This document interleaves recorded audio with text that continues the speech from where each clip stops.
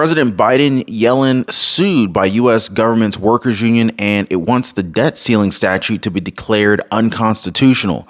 Daily Briefing says raise the gun age gun bill passes in the Texas House. U.S. families are struggling following an end of the pandemic era food benefits. We're talking SNAP benefits. We're talking EBT benefits, multiple states. U.S. families are literally feeling the pinch right now. President Biden admits that the borders will be chaotic for a while after Title 42 lapses. And Amazon is offering shoppers $10 to pick up purchases in store as delivery costs are soaring. Inflation is destroying everyone's wallet, and inflation is also harming Amazon's profits.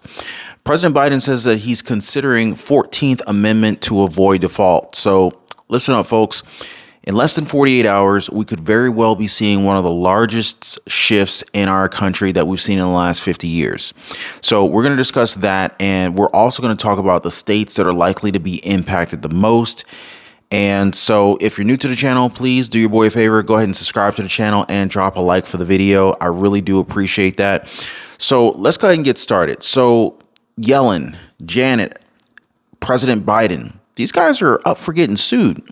So it says here that the National Association of Government Employees, also known as the NAGE, which is a union representing 75,000 federal agencies and military employees, has reportedly sued President Joe Biden and Treasury Secretary Janet Yellen on Monday and have asked a federal judge to order Yellen to continue borrowing if talks to raise the national debt ceiling fail.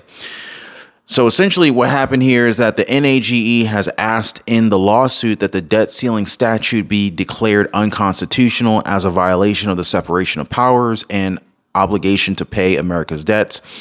And basically the union is saying that neither President Biden nor Janet Yellen has the power to just go ahead and pick and choose what bills, if any, the U.S. is going to, pay in the event that the United States faces default. They're saying that it's Congress's job to pick and choose what bills get paid. So there you have it on that one. So the Daily Briefing indicates that raise the age gun bill passes in Texas House. So several Uvalde victims' relatives burst into tears when a Texas House committee passed a new restriction on purchasing guns. President Biden and House Speaker Kevin McCarthy plan to meet later on today to discuss this a little bit further. But ultimately, this bill passed in Texas just months after multiple advocacies regarding the Uvalde families. And I apologize if it's Uvalde. Is it Uvalde? I don't know how to properly pronounce that city. But ultimately, a bill that would raise the minimum age to purchase an AR-15 style semi-automatic rifle from 18 to 21 years old passed out a Texas House committee advancing the measures hours before deadline. So basically, if you want to go out and buy an AR-15 rifle, an AR-15 style semi-automatic assault rifle, you've got to be 21 years old in order to make that purchase. U.S. families are struggling following the end of the pandemic era food benefits. Talking SNAP benefits, we're talking EBT, food stamps. And Los Angeles, California, about a year ago, a woman named Anna, or at least we're going to call her Anna, she wanted to be, she wanted her last name to be withheld. Ultimately, she's expressing that, she's one of millions of Americans, single family mother, struggling to make ends meet now that the pandemic era food benefits such as SNAP and EBT have ended. As of December, Congress passed a spending bill that ended the expanded food benefits known as the emergency allotments after February. So for households that rely on food assistance, the effect has been fairly considerable, between $95 to $250 less in food benefits per month. That's on a monthly basis. So with a baby to feed, about $100 less for groceries than before. The woman by the first name of Anna has said that it's been very difficult to make ends meet, and she's had to make some very difficult choices. And I'm pretty sure a lot of Americans right now are in the situation, especially those who are on fixed incomes and, not just your Social Security recipients and beneficiaries, not just your SSI and SSDI, but even low income salary workers are technically fixed income because the income is fixed. It's not changing. So as inflation continues to drive food prices and other consumer related expenses up, not to mention rent prices, mortgage prices, property tax prices higher, it's making families make some really tough choices. Now, President Biden admits that borders will be chaotic for a while after Title 42 lapses. So essentially, President Biden acknowledged Tuesday that there will be chaos at the southern border for a period of time after the expiration of Title 42, ultimately saying that his administration will gradually get the situation under control. And many people ask, hey, why wasn't this under control from day one? Quote, it remains to be seen. President Biden said at the situation during a press conference, it's going to be chaotic for a while. Now, the federal authorities have been bracing for a migrant surge ahead of Thursday's end to a pandemic authority to remove migrants without an asylum hearing. President Biden ordered 1,500 troops to the border to support the role. He told reporters on Tuesday that his team was setting up processing centers that he had spoken to by phone with the president of Mexico earlier that day. It's never going to go. Things like this never go according to plan, first of all. And, in my previous videos, I've already, shared with you guys remarks from other political figures who are indicating 1,500 soldiers being sent out to the Mexican to the U.S. Mexico border isn't enough, and certainly not just for paperwork. And it is actually being indicated that somewhere between 15,000 and 150,000 soldiers would be more appropriate. I'd love to hear from you guys. What do you guys think on that? Now, back in the early days of the C-19 pandemic, the U.S. Centers of Disease Control and Prevention, they issued a public health order that officials said aimed to stop the spread of the C-19 virus. And so this order allowed authorities to swiftly expel migrants at the U.S. land borders. And this policy became widely known as Title 42. And so essentially, once this Title 42 expires, we are expecting a tremendous flood of migrants into the United States. Now, this is a huge deal. In fact, let's just talk about the states that are likely to be impacted the most by this, right? So, when you think about the U.S.-Mexico border, you got the border states of California, Arizona, you've got New Mexico, and you've got Texas. So those states would likely be impacted the greatest, the most, obviously Texas being most affected. But then, of course, you've also got surrounding states that could see some of the fallout, some of the spill of migrants coming into the United States, such as Louisiana, Mississippi, Alabama, Georgia, and, parts of Florida. And these are all southern states. These are all the southern border states that would likely be most impacted by the ending of Title 42. So it's going to get real interesting. It's going to get real interesting real fast. So at this point, inflation is coming after everyone's wallet. Fed Chair Jerome Powell has been raising interest rates for the last, 15 months. Amazon is now offering shoppers $10 to come pick up their own stuff from the stores. So ultimately, Amazon wants to pay some shoppers $10 to collect their purchases in the stores rather than having them delivered. The e-commerce giant is among a number of retailers who are rethinking free shipping options. Amazon recently tacked on a $10 fee for grocery orders that are under $150. And Amazon's also offering shoppers $10 to collect their purchases in store, rather than getting them delivered as the shipping costs are soaring.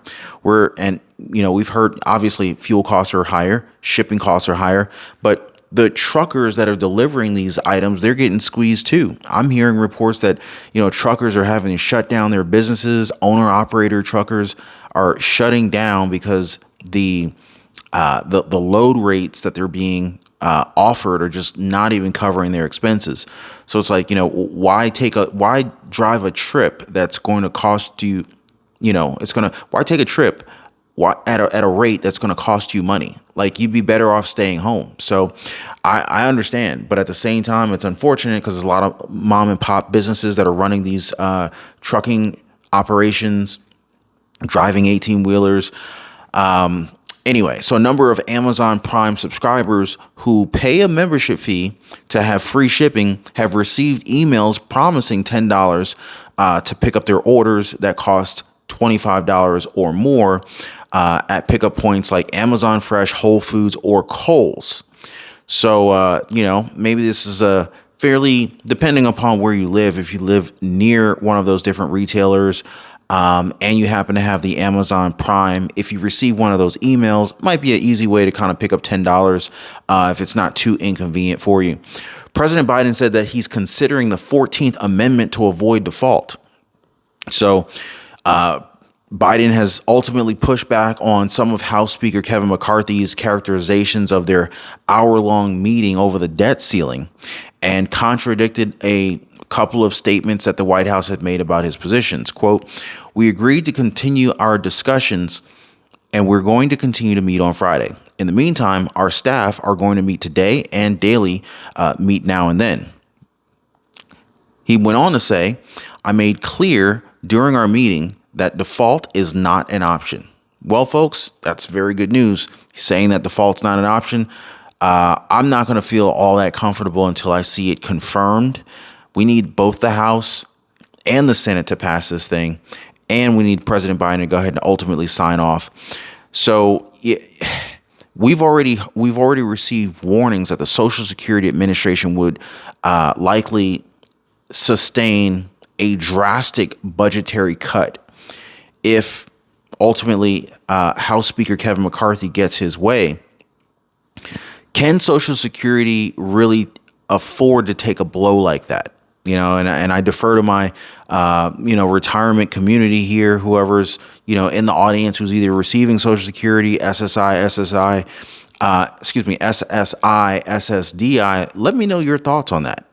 I would love to hear from you guys. I'd like to get your take on that. So I wanted to share with you guys 3 of Warren Buffett's favorite dividend blue chip stocks. And he says that these are no brainers. Now, Warren Buffett, he's they call him the Oracle of Omaha, arguably one of the richest men in America, arguably one of the richest men in the world, now that I think about it.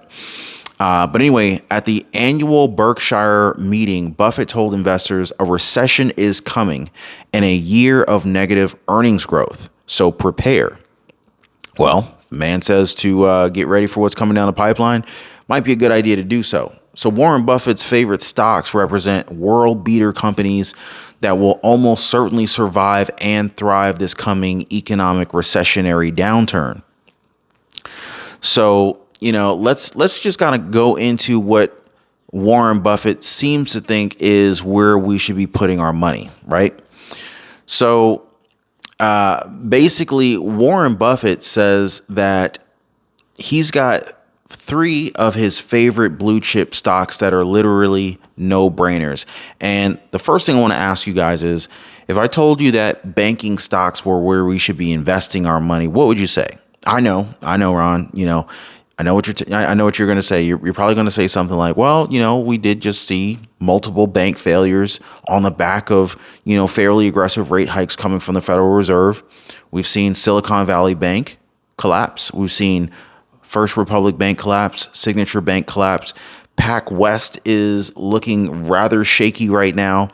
And you've also reported that, as many as 25 other banks may also be in, let's just say, not so stable grounds right now. Why would I want to invest in banks? Well, according to Warren Buffett, he seems to think that U.S. Bank Corp is a great buy today. So he says that U.S. Bank Corp isn't just a regional bank. It's the king of U.S. super regional banks. It is the 5th largest bank in the United States with more than 2,200 branches in 26 states. Founded in 1929, Minneapolis, Minnesota, USB is a 94-year-old bank that has survived and thrived through 15 recessions, the Great Depression, Inflation as high as 22%. I didn't even know we ever had inflation as high as 22%.